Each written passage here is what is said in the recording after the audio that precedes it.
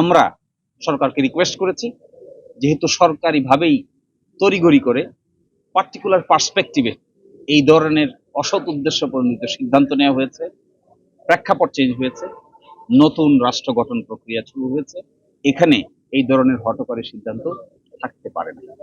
Second কথা হলো, জামায়াতে ইসলামী বস্তুত অর্থে সকল রাষ্ট্রীয় এবং পলিটিক্যাল কার্যক্রমে অংশগ্রহণ করছে, চালিয়ে যাচ্ছে, বাস্তবে কোনো নিষেধাজ্ঞা নাই। সেনাপ্রধানের দপ্তরে আনুষ্ঠানিক মিটিং হচ্ছে, প্রধান উপদেষ্টার আনুষ্ঠানিক মিটিং হচ্ছে, মহামান্য রাষ্ট্রপতির দপ্তরে আনুষ্ঠানিক মিটিং হচ্ছে, সবগুলো শপথ অনুষ্ঠানে চিঠি পাঠিয়ে আমন্ত্রণ জানানো হচ্ছে, সবগুলো অনুষ্ঠানে জামাত যেন সরকারকে সহযোগিতা করে সেই জন্য আনুষ্ঠানিকভাবে ইনফরমেশন দেওয়া হচ্ছে, হেল্প চাওয়া হচ্ছে, মন্দির পাহারা দিতে হচ্ছে, আইন শৃঙ্খলা উন্নতির জন্য চেষ্টা চালাতে হচ্ছে, বন্যাতরদের মধ্যে সহযোগিতা করছে। তাহলে নিষিদ্ধ কোথায়? এটা শুধুমাত্র এই কারণেই, যেহেতু একটা অফিসিয়াল ডকুমেন্ট হয়ে আছে, এই অফিসিয়াল ডকুমেন্টটা আইনগতভাবে জামাত ইসলামী মনে করে, তার আইনজীবীরা মনে করে যে আইনগতভাবেই এই জিনিসটা অফিসিয়ালি। 250-টিরও বেশি ডিজাইন অপশন নিয়ে ওয়ালটন স্মার্ট ফ্রিজ, বোঝে আপনার প্রয়োজন।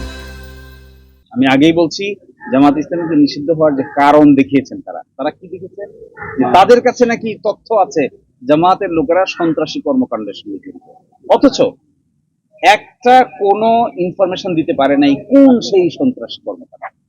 বাংলাদেশে ফ্যাসিবাদী সরকারের বিরুদ্ধে আন্দোলন যদি সন্ত্রাসী কর্মকাণ্ড হয়, তাহলে এই দেশের 10 কোটি মানুষকে লায়াবল করতে হবে, ছাত্রদেরকে লায়াবল করতে হবে, শিক্ষকদেরকে লায়াবল করতে হবে, বাচ্চাদেরকে লায়াবল করতে হবে, সাংস্কৃতিক কর্মীদেরকে লায়াবল করতে হবে, সাংবাদিকদেরকে লায়াবল করতে হবে। তাহলে জামাত লায়াবল হবে শুধুই মাত্র অসৎ উদ্দেশ্য চরিতার্থ করার জন্য, এক চলমান একটা গণতান্ত্রিক আন্দোলনকে ভিন্ন কাছে প্রবাহিত করার জন্যই এইটাকে আইনের ভাষায় বলে মেলাফাইড, আইনের ভাষায় বলে বাংলায় অসৎ উদ্দেশ্য প্রণোদিত কাজ আপনি করতে পারেন, কিন্তু তার সমর্থনে কোনো যুক্তিও নাই, তার সমর্থনে কোনো ডকুমেন্ট, তারপরেও আপনি কাজ করতেন কেন?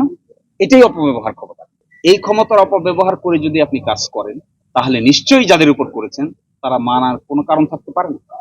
এটাই আমরা বর্তমান সরকারকে বলেছি, যে এই আদেশ যদি আপনারা প্রত্যাহার করেন, তাহলেই আপনারা এই আন্দোলনের প্রতি শ্রদ্ধাশীল, বৈষম্য বিরোধী আন্দোলনের রেজাল্টের প্রতি শ্রদ্ধাশীল। আর যদি এই আদেশ থেকেই যায়, তাহলে ওদের লিগেসি থেকে যাবে, ফ্যাসিবাদের লিগেসি থেকে যাবে, এবং এটি থাকা উচিত নয়।